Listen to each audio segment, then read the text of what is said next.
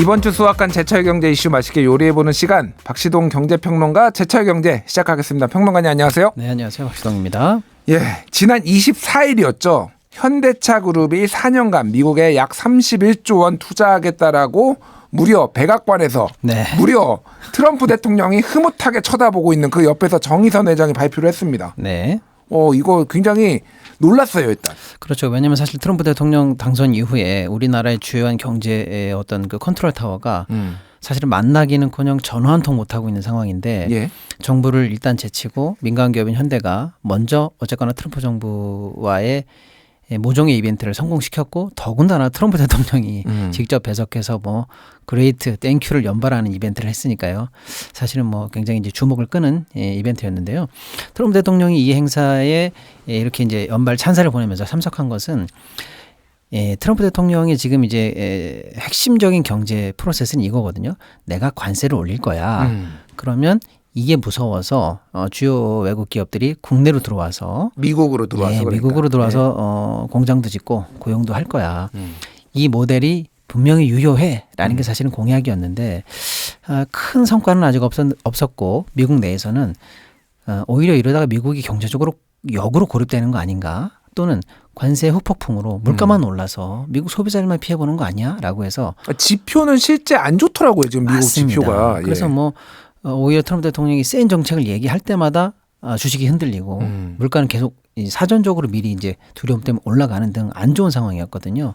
그런 측면이 있었을 때 이제 트럼프 대통령 입장에서는 아니야, 내가 맞았어라고 하는 자신의 정책을 입증시켜줄 명확한 증거가 나타났다. 이렇게 좀 보고 있습니다. 그렇군요. 그거 봐, 내가 관세를 세게 얘기하니까 이렇게 어마어마한 투자를 하겠다는 기업이 나오잖아.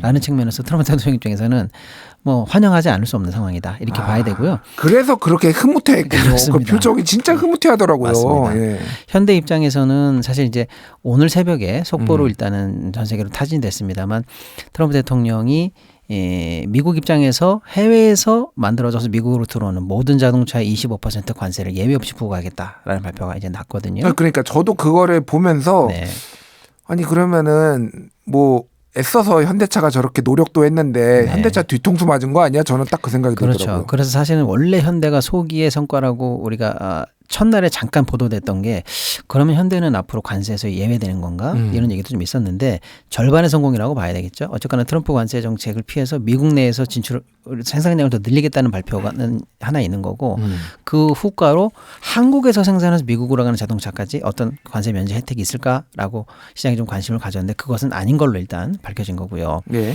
현대 입장에서는 지금 한 170만 대 정도 생산하는데요. 그중에 이제 미국에서 생산해서 미국에서 소비되는 게 한 70만 대 정도 되는데 이번에 31조의 투자 패키지가 완성이 되면 미국 생산량이 120만 대 정도로 올라가는 그런 현재 목표를 가지고 있게 되는데 70만 대에서 120만 대. 그렇습니다. 근데 단순히 생산량만 늘리는 게 아니라 투자, 설비, 고용, 심지어는 에너지 거기 나아가서 그룹 계열사인 현대제철까지도 동시에 진출하면서 자동차 만드는 강판까지 미국 현지에서 조달하는 쉽게 말하면 자동차 관련해서 시작부터 끝까지 생애 주기별로 관련 산업이 전부 다 패키지로 진출하는 안이 이번에 발표가 된 거예요. 예.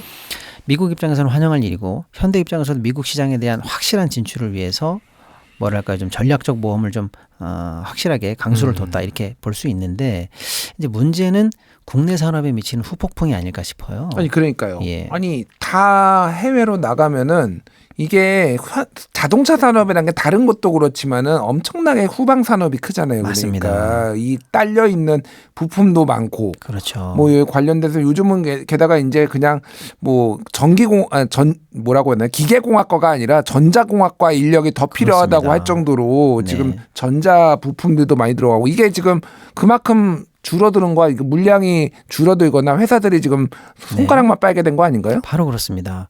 예를 들어서 미국으로 수출하는 물량의 대부분이 한국에서 나와서 미국으로 가는데 이제 현지에서 미국 내 물량을 다 조달할 수 있다라고 하면은요. 바로 우리가 예상할 수 있는 게 한국 내의 생산 라인은 축소되지 않을까라는 거거든요. 그러면 사실은 이제 울산경제의 한 축인 현대차의 물량이 줄고 1, 2, 3차 벤더들이나 협력사도 같이 미국으로 진출하면서 역시 한국 내에서 활동이 줄고 하다 보면 소위 말하는 남부, 동남부권의 주요 산업의 벨트에 한 축이 무너지는 거 아닌가라고 해서 일단 국내 연속적인 침체와 산업 공동화를 당연히 우려하게 되는 거고요. 예.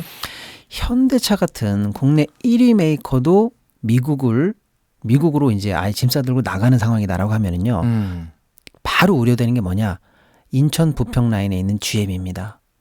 GM은요. 미국 회사거든요. 그렇죠. 근데도 왜 한국에서 생산하냐? 한국 생산물이 미국으로 다시 갈 때 FTA 비관세이기 때문에 여기서 생산하는 게 큰 부담은 없고 더군다나 한국이 사실 우리 이 기술이 생산 기술이 좋고 예. 우리 노동자분들이 손이 맵고 해서 잘 만들거든요.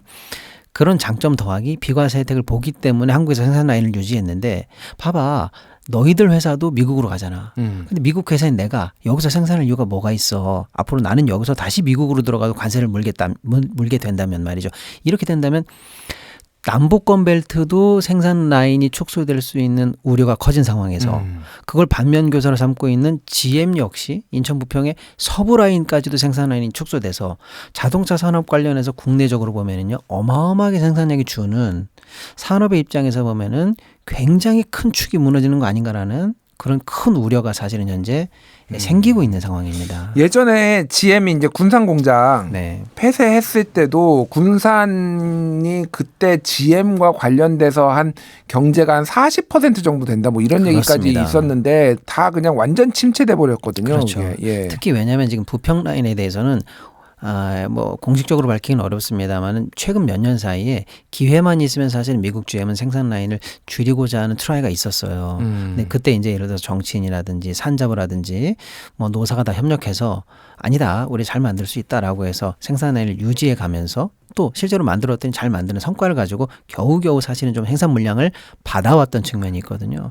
근데 이번에 만약에 관세 조치에 대해서 국가적으로 제대로 대응을 하지 못한다면 현대차 사례가 또 GM 사례로 이어지면서 국내 자동차 산업에 근간이 흔들리는 위기가 생기지 말라는 법이 없어서 상당히 우려를 자아내고 있습니다. 결국은 이거는 이제 개별 기업들이 어떻게 해서든 뭐 자기가 돌파하고 이럴 문제가 아니라 정부 차원에서 큰 틀에서 좀 대응이 필요한 거 아닌가요?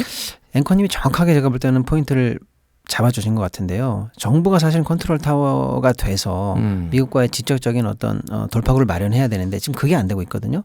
그러니까 지금 현대차가 어쨌거나 트럼프 대통령을 불러서 그나마 있는 이 이벤트를 잘했던 이유는 뭐냐?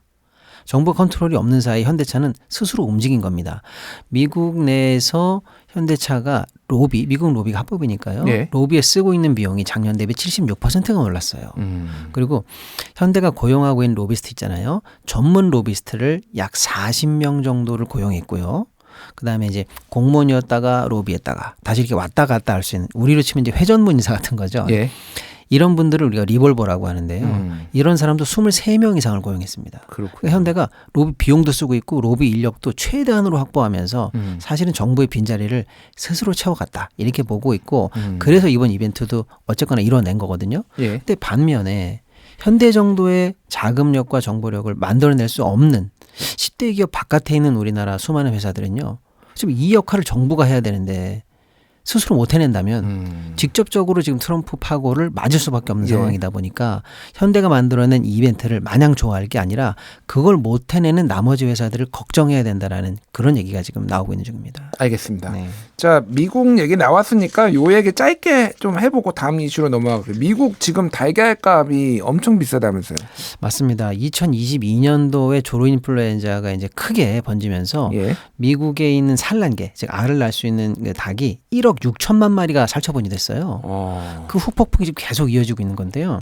그래서 이제 미국에서는 현재 평균치마다 조금 다릅니다만 최고가로 보자면 계란 한 알에 1,000원에서 1,200원이 넘어갔어요. 한 알이요? 예. 한 판이 아니라? 예, 한 알. 한 판은 너무 또 싸기도 하고. 네. 한 알에 1,000원이면. 그래서 이제 소위 말하는 에그플레이션이 이제 본격적으로 미국에서 현재 강타하고 있는 중인데요. 예. 계란값이 비싸면 계란 자체도 당연히 어마어마한 중요한 물품이기 때문에 소비자들이 충격을 받지만 계란을 통해서 만들어진 2차, 3차 생산물은 더 많습니다. 뭐 식품 소스 같은 마요네즈 같은 건 기본이고요. 그렇죠. 빵 같은 것들도 다 계란이 들어가니까 뉴욕 같은 경우에는 유명한 빵집에서 예를 들어 2,000원에 팔리던 빵이 8,000원에 팔리고 있다. 예. 그리고 주요 매대에서 빵과 계란들이 다 사라지고 있다. 이런 상황이니까 지금 소비자들 불만이 한층 높은 상황이에요. 이에 대해서 이제 사실은 트럼프 정부 측에도 비난이 쇄도했을 거 아니겠습니까? 예. 근데 이제 사실은 미국 소비자들의 불만에 기름을 부은 이벤트가 좀 있었어요. 농림부 장관이 방송에 나와서 내가 해법을 제시하겠다라고 얘기하면서 각 집은 뒷마당에 산란개를 키우면 된다. 닭을 키워서 계란을 수급하십시오. 이런 얘기를 해서 그게 예전에 그 코로나 때 다들 이제 막 수입도 끊기고 그러니까 막 캘리포니아에 자기 집에서 닭 키우는 사람들이 늘어났다 막 그런 보도가 있었거든요. 옛날에. 그러니까 이제 소비자들이 우리말로 치면 정말 분노에 기름을 부은 셈이 돼서 여론이 악화됐거든요. 근데 여기서 이제 트럼프 대통령이 직접 등판해서 이거 내 책임 아니야. 조류 독감을 잘못 대응한 바이든 책임이야라고 해서 해법을 제시하기보다는 전 정부 탓을 해가지고 이거 어떻게 되는 거야 이거라고 해서 지금 미국에서는 여론이 굉장히 악화됐고요. 그에 따라서 이제 트럼프 정부가 각국의 농림부에 전부 다 지금 현재 의사타진을 한 게 뭐냐. 당신네 국가에서 남는 계란이 있으면 미국으로 수출해다오. 우린 급하다. 이렇게 해서 지금 전 세계적으로 계란 수입 의사를 타진하고 있는 중이고 그래서 남미에서 닭을 많이 키우는 나라인 브라질에서 미국으로 계란이 수출됐고요. 동유럽에서 가장 그 계란 쪽으로 이제 생산이 많은 폴란드가 역시 또 수출을 하고 있습니다. 튀르키예도 역시 수출을 했는데 문제는 뭐냐면 각국에 있는 계란이 미국으로 빨려 들어가다 보면요. 그 나라는 계란을 그러면 안 먹습니까? 먹죠. 예. 그래서 그 나라가 사실 계란 물가가 다시 또 오르는 2차 부작용이 나왔어요.